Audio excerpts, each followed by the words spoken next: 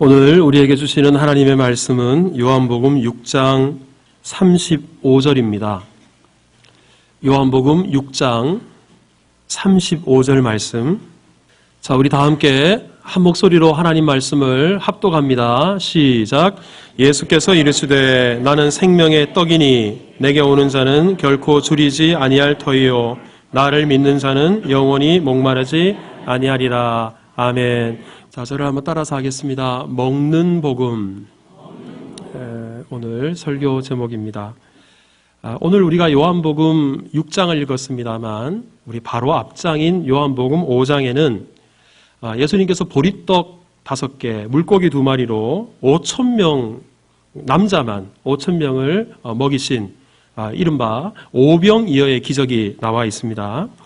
그런데 이 요한복음에서는 예수님께서 행하신 이 기적, 누가 봐도 기적인데 이것을 기적이라고 말씀하지 않고 표적이다 그렇게 말씀합니다. 요한복음 14절에도 표적이다 그렇게 말씀하시고 26절에도 표적이다 그렇게 말씀합니다. 그러면 왜 기적이라고 하지 않고 표적이라고 말씀하신 것일까? 이 표적이라는 말의 헬라어 단어가 세메이온이라는 단어예요. 근데 그 뜻이 무엇이냐면 어떤 사실을 입증하기 위한 증거, 이게 표적입니다. 그러니 그 기적 자체가 중요하기보다는 그 기적 이면에 숨겨진 무엇인가 입증하려고 하는 것이 있다라는 것입니다. 그것이 바로 표적이라는 겁니다. 그러면 무엇을 입증하려고 하셨을까요? 오병이어의 기적을 통해서 예수께서 입증하려고 한 그 내용은 무엇일까? 우리 오늘 6장을 읽어보면 크게 2가지로 예수께서 입증하려고 하셨다라는 것을 알 수 있는데, 첫째는, 자, 저를 한번 따라합니다. 예수님은 생명의 떡입니다.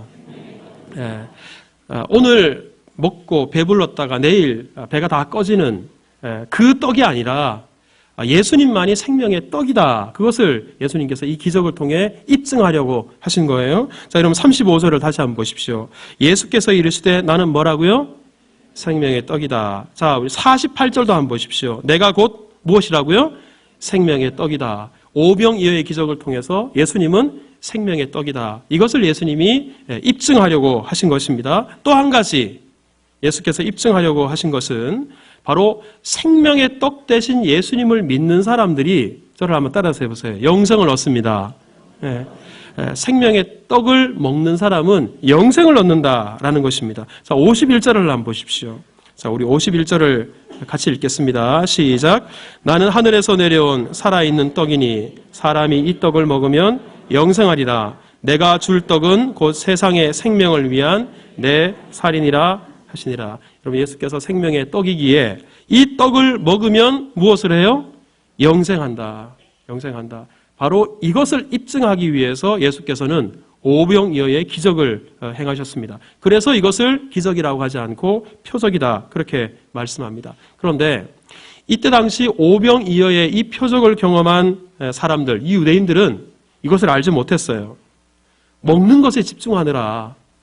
여러분, 사실 우리나라도 불과 몇십 년 전만 해도 보릿고개라는 말, 그 말이 사용됐던 나라고요. 그리고 지금도 우리나라 사람들이 하는 인사말이 주로 여러분 어떻게 인사하십니까? 저는 이 보릿고개나 배고픔을 경험해 보지 않은 세대인데도 우리 성도님들 만나면 식사하셨어요?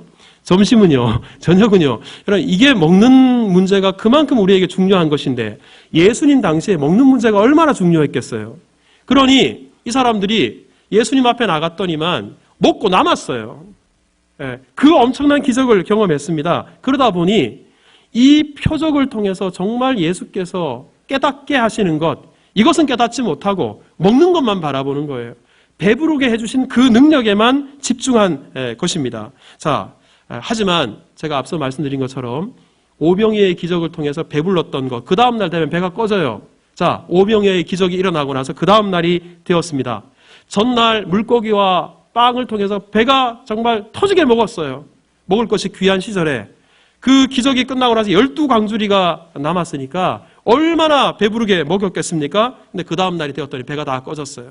다시 배가 고파졌습니다. 그래서 이 사람들이 또다시 예수님을 찾아왔어요. 여러분, 왜 예수님을 찾아왔겠습니까? 이유가 한 가지예요. 전날 얻어먹은 그 떡을 또다시 얻어먹으려고. 이 사람들이 예수님께 이렇게 찾아와서 허기를 면하게 해줄, 배고픔을 해결해 줄 그 예수님을 찾아왔는데, 그런데 이것이 오늘 본문에 나와 있는 이 유대인들만의 모습이 아니다라는 것입니다. 여러분, 오늘 이 시대에도 상당수 성도들이 신앙생활을 하는 이유, 교회 다니는 이유가 오늘 예수님을 찾아온 이 유대인들과 별반 다르지 않아요. 세례요한은 예수님을 보면서 보라, 세상 죄를 지고 가는 하나님의 어린 양이다 고백했잖아요. 예수님은 우리의 죄의 문제를 해결하기 위해서 우리에게 영원한 생명을 주시기 위한 구원자로 이 땅에 오셨건만, 많은 성도들이, 여러분 중에는 계시지 않으리라고 생각합니다만, 많은 성도들이 이 땅에 먹고 사는 문제를 해결해 주는 분이 예수님이 아닌가. 우리를 성공하게 해주고 부자 되게 해주고 이른바 복 주시는 분, 그분이 예수님인 줄 알고 그런 목적으로 예수님 앞에 나오고 그런 목적으로 예수님을 바라보는 이들이 교회 안에도 많다는 사실입니다. 우리 혹 여러분들 가운데 떡 때문에 예수님을 찾아오셨다면, 오늘 이 시간도 먹고 사는 문제를 위해서 예배 자리에 나오셨다면, 오늘 본문에서 예수님께서 하시는 말씀에 귀를 기울이시기를 바랍니다. 여러분 27절을 보십시오. 자, 떡 때문에 예수님을 찾아온, 또다시 먹을 것을 위해서 예수님을 찾아온 사람들을 위해 예수께서 뭐라고 말씀하셨는가? 자, 우리 27절 말씀을 같이 읽겠습니다. 시작. 썩을 양식을 위하여 영생하도록 있는 양식을 위하여 하라. 이 양식은 인자가 너희에게 주리니 인자는 아버지 하나님께서 인치신 자니라. 예수님께서 들려주신 이 27절의 말씀은, 너희들이 나를 통해서 먹을 것 얻으려고 왔느냐? 나를 믿어서 먹고 사는 문제 해결안 받으려고 왔느냐? 성공하고 부자 되려고 나를 찾아왔느냐? 그런 썩을 것을 위해서 나를 찾지 말고 영원한 생명을 주시는 구원의 문제, 죄의 문제를 위해서 나를 바라보고 나를 찾아와라. 예수께서 바로 그렇게 말씀하신 것입니다. 자, 이제 이렇게 썩을 양식이 아니라 썩지 않을 양식을 위해서 예수님을 바라보라, 예수님을 찾아오라, 이렇게 말씀하신 예수께서 드디어 오병이어의 그 표적의 의미를 예수님께서 직접 들려주십니다. 자, 우리 오늘 본문인데요. 자, 35절 같이 다시 한번 읽습니다. 시작. 예수께서 이르시되 떡이니 내게 오는 자는 결코 줄이지 아니할 터이요 나를 믿는 자는 영원히 목마르지 아니하리라. 예수님께서 제가 앞서 말씀드린 것처럼 생명의 떡이 된다. 하늘에서 내려온 생명의 떡이 된다. 예수님께서 말씀하신 것입니다. 여러분, 구약 성경을 보면 하나님께서 하늘에서 내려준 떡이 있었어요. 그 떡을 우리는 만나라고 합니다. 그런데 여러분, 그 만나조차도 오늘 먹으면 저녁 되면 배가 고파요. 그 다음날 되면 아침에 다시 나가서 만나를 주워서 또다시 먹어야 돼요. 하지만 오늘 예수님의 말씀은 내가 생명의 떡인데, 이 생명의 떡 대신 예수님을 먹는 사람은 결코 줄이지도 목마르지도 않게 될 것이다. 예수께서 이렇게 말씀하시는 겁니다. 자, 그러면 어떻게 예수님, 생명의 떡 대신 예수님을 우리가 먹을 때 목마르지 않을까요? 영원히 줄이지 않을까요? 어떻게 예수님은 생명의 떡이 되실까? 그냥 떡이 아니라 생명의 떡이 되시는 이유가 무엇일까요? 여러분, 베드로전서 3장 18절에 예수께서 생명의 떡이신 이유를 이렇게 말씀합니다. 자, 우리 같이 읽겠습니다. 시작. 그리스도께서 죄를 위하여 죽으사 의인으로서 불의한 자를 대신하셨으니 이는 우리를 하나님 앞으로 인도하려 하심이라. 여러분, 우리는 죄 때문에 하나님과 원수되었어요. 죄 때문에 하나님과의 관계가 깨져버렸어요. 죄 때문에 하나님 앞에 나아갈 수도 없게 되었어요. 그런데 죄 없으신 예수님께서 우리 죄를 위하여 죽으셨어요. 의인이신 예수님께서 불의한 나를 대신해서 죽으셨어요. 여러분, 죄의 삭은 사망인데 원래는 죄인인 우리가 사망을 받아야 되고 우리가 죽어야 되는데 의인이신 예수님께서 우리 대신 죽어주셨어요. 이것은 우리의 죄 문제를 해결해 주셨다는 거예요. 우리 대신 죽어주셨다는 거예요. 그러므로 말미암아 예수님께서는 생명의 떡이 되실 수 있었다라는 사실입니다. 그래서 여러분, 오늘 본문 53절에, 자, 여러분 53절을 보십시오. 자, 53절 같이 읽겠습니다. 시작. 예수께서 이르시되 내가 진실로 진실로 너희에게 이르노니 인자의 살을 먹지 아니하고 인자의 피를 마시지 아니하면 너희 속에 생명이 없느니라. 여러분 이 말씀을 바꾸면 인자의 살과 피로 우리에게 생명을 주셨다는 거예요. 인자의 살과 피. 근데 여러분 이 살과 피가 무엇입니까? 예수님께서 십자가에 매달리셔서 살을 찢으셨어요. 예수님께서 십자가에 매달리셔서 피를 흘려 주셨어요. 오늘 본문이 말하는 인자의 살과 인자의 피가 다름 아니라 예수 그리스도의 십자가를 말하고 그 십자가를 통해서 우리가 구원받게 된다.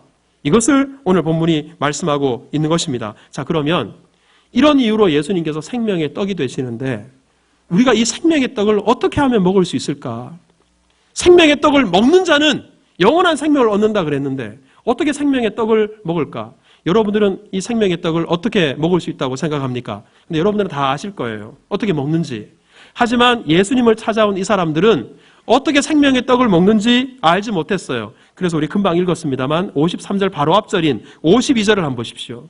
유대인들이 나를 먹는 자는 영원한 생명을 얻는다 예수님께서 말씀하시니까 이렇게 질문합니다. 자, 52절 다 같이 시작. 그러므로 서로 다투어 이르되 이 사람이 어찌 능히 자기 살을 우리에게 주어 먹게 하겠느냐. 예수님이 생명의 떡이라 그러니까 아니 산 사람을 어떻게 우리가 뜯어 먹을 수 있는가. 자기가 떡이라는데 그 떡을 우리가 어떻게 먹을 수 있는가. 당시 유대인들은 이 말씀의 의미를 알지 못했어요. 그러면 여러분 생명의 떡을 우리가 어떻게 먹을 수 있는가. 예수님이 어떻게 말씀하셨을까요? 자, 오늘 본문 35절을 다시 한번 보십시오. 예수께서 생명의 떡을 먹는 방법을 우리에게 말씀하십니다. 나는 생명의 떡이니 내게 오는 자는 결코 줄이지 아니할 터이요 나를 뭐하는 자는 믿는 자는 영원히 목마르지 아니라. 생명의 떡을 먹는다는 것은 곧 생명의 떡 대신 예수님을 뭐한다는 거예요? 믿는다는 거예요. 여러분 이것은 35절뿐만 아니에요. 40절을 보십시오. 내 아버지의 뜻은 아들을 보고 뭐하는 자마다 믿는 자마다 영생을 얻는다. 예수님을 믿는 것이 떡을 먹는 거예요. 여러분 47절도 보십시오. 진실로 진실로 너희에게 이르노니 뭐하는 자는 믿는 자는 영생을 가졌나니. 바로 예수님을 믿는 것이 생명의 떡 대신 예수님을 먹는 것이 된다. 여러분 이것은 오늘 본문 요한복음 6장에서만 이렇게 말씀하는 것이 아닙니다. 요한복음 1장 11절에 12절에 우리가 잘 아는 말씀이에요. 영접하는 자 곧 그 이름을 뭐하는 자는 믿는 자는. 요한복음 3장 16절에 하나님이 세상을 이처럼 사랑하사 독생자를 주셨으니 이는 그를 뭐하는 자가 믿는 자가 멸망하지 않고 영생을 얻는다 그럽니다. 여러분 요한복음 5장 24절에 예수님께서 말씀하세요. 내 말을 듣고 또 나 보내신 이를 뭐하는 자는 믿는 자는 영생을 얻었대요. 영생을 얻었대요. 요한복음 11장 25절에서 28절에 부활이요 생명 대신 예수 그리스도를 뭐하는 자는 믿는 자는. 바로 이 믿는 것 이것이야말로 생명의 떡 대신 예수 그리스도를 먹는 것이라는 말입니다. 여러분 생명의 떡 대신 예수 그리스도를 꼭 먹으시는 여러분들이 다 되시기를 주님의 이름으로 축복합니다. 근데 여러분 오늘 본문에서 내가 생명의 떡이다. 생명의 떡 된 나를 먹어라. 내 살을 먹어야 되고 내 피를 너희들이 마셔야 된다. 여러분 특별히 55절을 한번 보실까요? 자, 55절 같이 읽겠습니다. 시작. 내 살은 참된 양식이요 내 피는 참된 음료로다. 근데 여러분 오늘 이 6장에서 내 살을 먹고 내 피를 마셔야 된다. 내 살은 참된 양식이다. 내 피는 참된 음료다. 이렇게 말씀하셨는데 예수님께서 오늘 본문과 사실상 똑같은 말씀을 또 한 번 하신 때가 있었어요. 그때가 언제냐? 바로 마태복음 26장을 보면 예수님께서 십자가를 지시기 전에 십자가에 못 박히시기 전날 우리 제자들과 마지막 식사를 갖습니다. 바로 마지막 만찬의 자리에서 똑같은 말씀을 하십니다. 자, 마태복음 26장 26절 이하를 한번 읽어볼까요? 다 같이 읽습니다. 시작. 그들이 먹을 때 떡을 가지사 축복하시고 떼어 제자들에게 주시며 이르시되 받아서 먹어라. 이것은 내 몸이니라 하시고 이것은 죄 사함을 얻게 하려고 많은 사람을 위하여 흘리는 바 나의 피 곧 언약의 피니라. 자, 여러분 여기에서 예수님께서 이것은 내 몸이다. 떡을 가리켜서 또 잔을 주시면서 이것은 내 피다 그랬습니다. 여기서 이 포도주와 떡이 무엇을 상징하는가? 이것은 오늘 본문 요한복음 6장이 말하는 예수님의 살, 예수님의 피, 이것을 의미하죠. 근데 여러분 이 살과 피는 다름 아니라 예수님의 십자가예요. 그 십자가 위에서 살을 찢으셨어요. 십자가 위에서 물과 피를 한 방울도 남기지 않고 다 쏟으셨어요. 여러분, 이 예수님의 십자가는 다른 말로 하면 복음입니다. 예수님의 십자가로 말미암아 우리의 죄가 해결되고 이 십자가로 말미암아 우리가 영원한 생명을 얻으니까 이것이 바로 복음이에요. 그런데 이 성찬식은 바로 무엇인가? 예수 그리스도의 십자가에 대해서 말씀으로 들을 때는 이것을 듣는 복음이라 그래요. 하지만 성찬식에 참여하여 다시 예수 그리스도의 살과 피를 떡과 포도주를 대하면서 우리가 먹게 될 때 이것을 우리가 다시 한번 저를 따라해 볼까요? 먹는 복음.